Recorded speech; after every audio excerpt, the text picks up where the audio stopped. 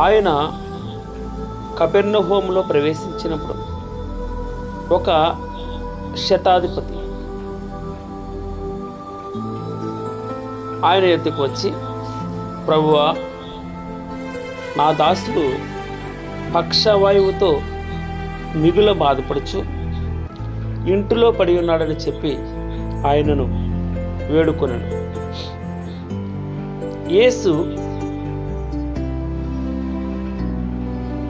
నేను వచ్చి వాని స్వస్థపరిచెదనని అతనితో చెప్పగా, ఆ శతాధిపతి, ప్రభువా, నీవు నా ఇంటిలోనికి వచ్చుటకు నేను పాత్రుడను కాను.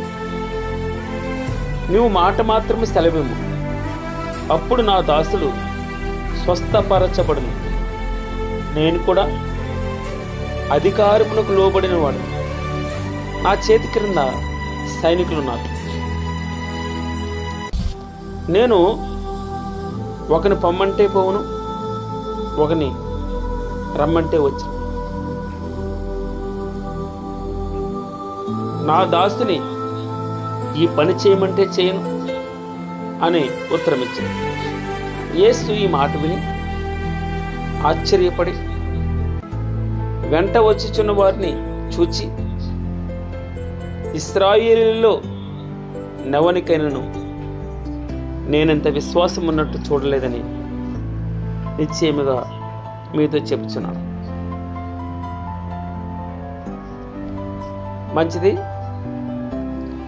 తర్వాత చెప్తూ, అనేకులు తూర్పు నుండి పడమటి నుండి వచ్చి అబ్రహాముతో కూడాను, ఇస్సాకుతో కూడాను, యాకోబుతో కూడాను పరలోక రాజ్యం ముందు కూర్చుందురు, కానీ రాజ్య సంబంధులు వెలుపటి చీకటిలోనికి త్రోయబడుతుంది. అక్కడ ఏడుపును పండ్లు కొరుకుటయు,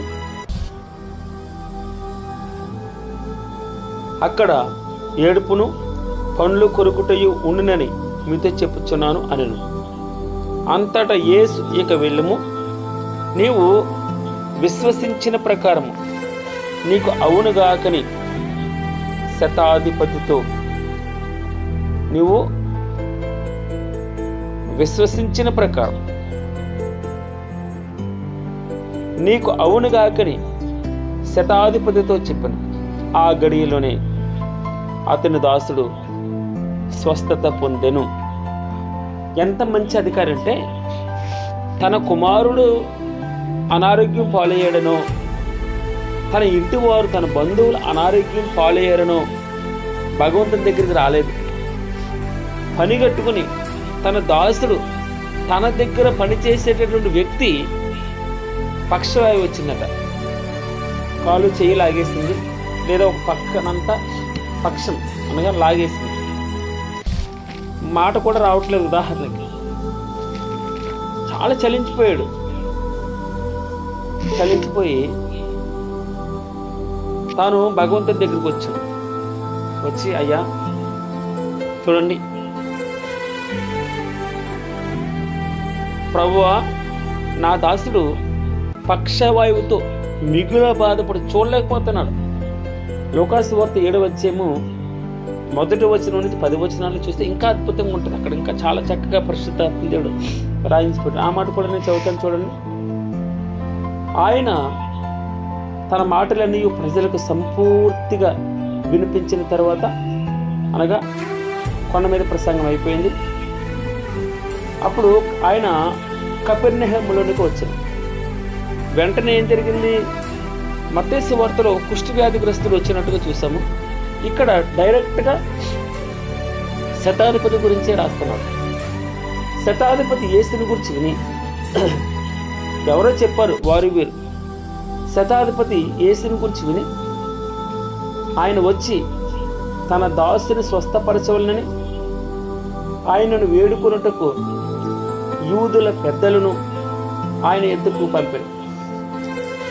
వారు యేసునకు వచ్చి, నీ వలన ఈ మేలు పొందుటకు అతడు యోగ్యుడు. చూడండి, మనకి యోగ్యత ఉండాలి ఆయన ద్వారా మేలు పొందాలంటే. ఆయన అడగాలంటే ఇప్పుడు ఎవరినైనా రోజు నేను తీసుకునేవాడిగా ఉంటున్నానా? నేను ఒక్కరోజు కూడా వెనక్కి ఇవ్వట్లేదా? అప్పుడు నాకు యోగ్యత ఉండదు. ఇక్కడ అదే చెప్తున్నాడు. వారు యేసు యొద్దకు వచ్చి రికమెండేషన్ చేస్తున్నారు, నీ వలన ఈ మేలు పొందుటకు అతడు యోగ్యుడు. చూడండి, అతడు మన జనులను ప్రేమించి మనకు సమాజ మందిరము తానే కట్టించినని ఆయనతో చెప్పి మిక్కిలి బతిమాలుకున్నాడు. చూడండి ఎంత వేరే వారు మన కోసం. అందుకే మనకు మంచి సాక్ష్యం ఉండాలి. ఏదో ఒకటి మనం ఇతరుల కోసం చేస్తూనే ఉండాలి. మంచి జరగాలి. మన ద్వారా ఆ కుటుంబాల్లో సంతోషం ఉండాలని, మన ద్వారా ఆ కుటుంబాల్లో కొద్దో గొప్ప వారు భోజనం చేసేటప్పుడు వారు మనల్ని జ్ఞాపకం చేసుకోవాలి. ఇతరులు మన కోసం రికమెండేషన్ చేయాలి. అయ్యా, ఈ కుటుంబం ద్వారా మేము ఎన్నో మేలు పొందాం, ఈ కుటుంబం మాకు సహకారిగా ఉంది, కొంచెం సహాయం చేసి పెట్టాయా అని మన బాధలో ఉన్నప్పుడు ఇతరులు మన కోసం సహకారులుగా ఉండాలి. మంచిది, నీ వలన ఈ మేలు పొందుటకు అతడు యోగ్యుడు అని చెప్తున్నాడు. అతడు మన జనులను ప్రేమించి మనకు సమాజ మందిరము తానే కట్టించినని ఆయనతో చెప్పి మిక్కిలి బతిమాలుకుంది. కావున యేసు వారితో కూడా వెళ్ళను. ఆయన ఆ ఇంటి దగ్గరికి వచ్చినప్పుడు శతాధిపతి తన స్నేహితులను చూచి,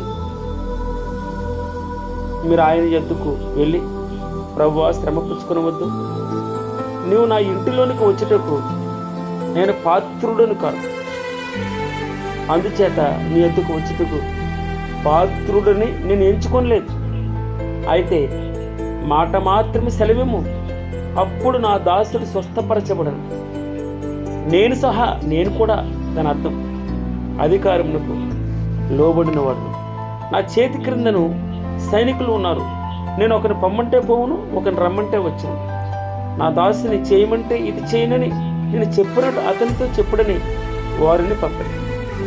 యేసు ఈ మాటలు విని అతని దగ్గరికి అతని గురించి ఆశ్చర్యపడి తన వెంట వచ్చిన జనసమూహం వైపు తిరిగి, ఇశ్రాయేలీలో ఎక్కువ విశ్వాసం ఉంటుందట, దేవుని పట్ల ఎక్కువ విశ్వాసం ఉంటుందట. అందుకే మాట చెప్తున్నాడు చూడండి, ఇశ్రాయేలీలో నైనను ఇంత గొప్ప విశ్వాసం నేను చూడలేదని మీతో చెప్పుచున్నాను. నేను పంపబడిన వారు ఇంటికి తిరిగి వచ్చి ఆ దాసుడు స్వస్థుడే బాగుపడడం ఉండుట కనుగొని